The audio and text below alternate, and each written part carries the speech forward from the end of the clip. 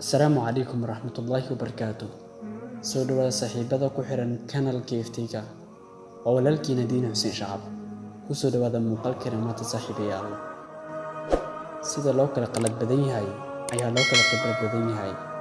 Inaad shakhsiyadaada ixtiraamto waxaa ka mid ah inaad ka dheeraato dadka aan qiimaha garanaynin. Ogow haddii aan jirin cid ku xaasida, wanaag ma lihid. Haddii aadan saaxiibo lahayna, dabeecad ma lihid. haddii aadan diin lahayna wax mabda' la yiraahdo ma balihid adiga. Subxaanallah. Haddaad doonaysid in walwalka farabadan uu ku daayo oo aad noloshaada caadiga ah ku soo laabato, waxaad tirkoob ku samaysaa nimcooyinka uu Eebbe ku siiyey. Inta aad ku fikiri lahayd ceebaha aad leedahay ama dhibka ku haysta, ku qanacsanow waxaad haysato, hana ka fikirin waxaadan haysan. Waxaad haysato waxay ku timid nimcada Alle, waxaadan haysan oo kaa maqanna waxay ku timid xikmadda Alle.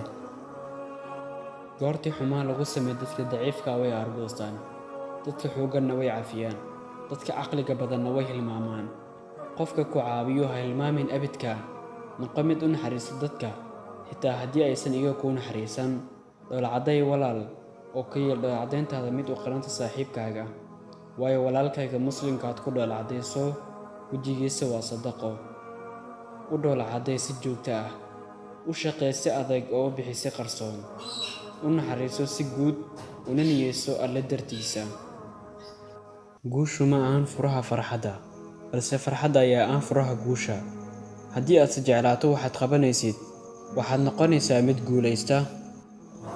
Haddii aad qof isjecleedeen uu kaa tago, ha murugoon, hama tagin, ha isgubin, cuntadana ha ka soomin, heesa badan ha isku maawilin. Fiiri nafsadaada inaad nooshahay oo aad neefsanayso, kadibna horay u wada noloshaada. U sheeg qalbigaaga inuu kaa tegay qof oo aysan kaa tegin ruuxdaada. Saaxiibayaal, maanta muuqaalkeena halka ayuu ka egyahay. Intana ku kulmi doonay tan iyo muuqaalkeena xiga. Fi amaanillaah. Wassalaamu calaykum waraxmatullaahi wabarakaatuh.